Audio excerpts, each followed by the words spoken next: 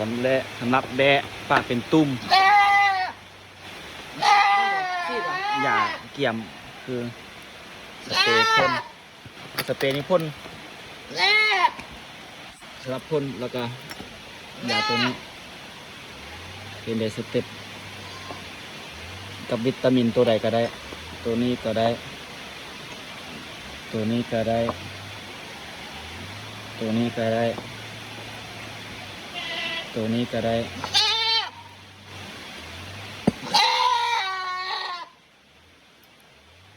เข็มแล้วก็น้ำเอาหินส้มตำแล้วก็บุ้นใส่ในสมิงแล้วก็มาจุ่มน้ำนี่ปากเป็นตุ่มจับกองไอเบิ่งแล้ว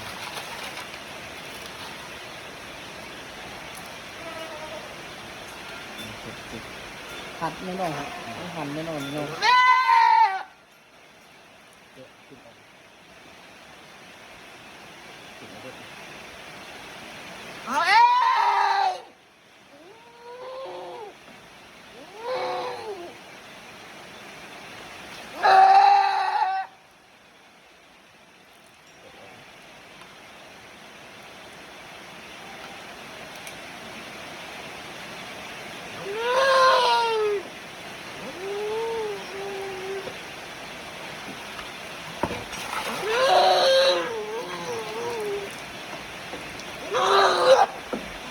เสียบ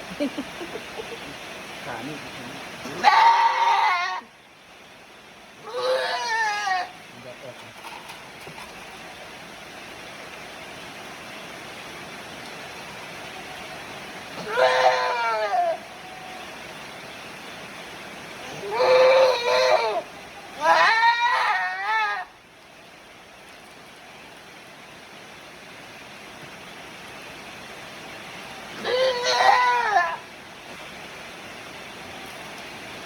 หินส้มต่ำกว่ากับน้ำหินส้ม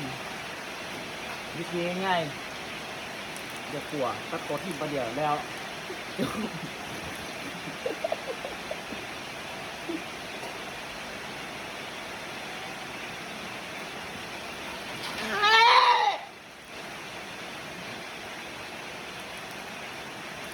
ปักกล้วยลงนี่จะเดียวกัน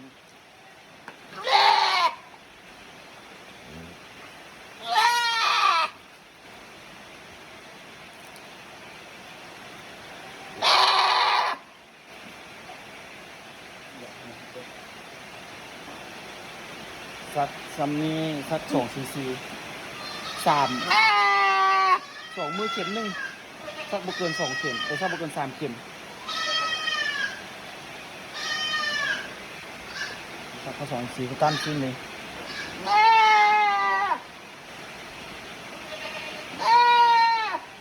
ระยะวิตามินตัวนี้เอาตัวใดก็ได้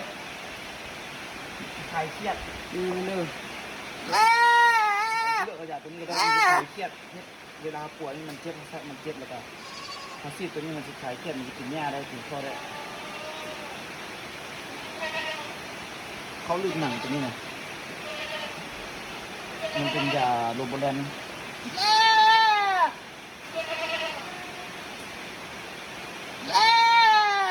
หลังจากนั้น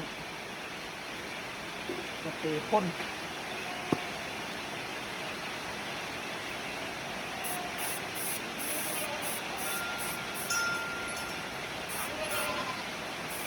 และมืออื่นมือละสิอีก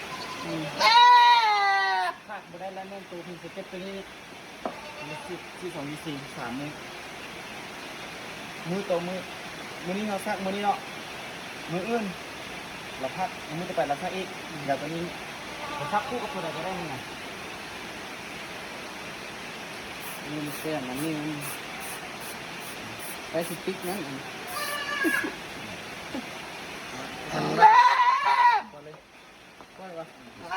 ไป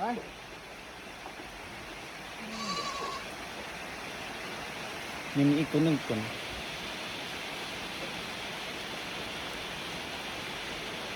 แกป่วย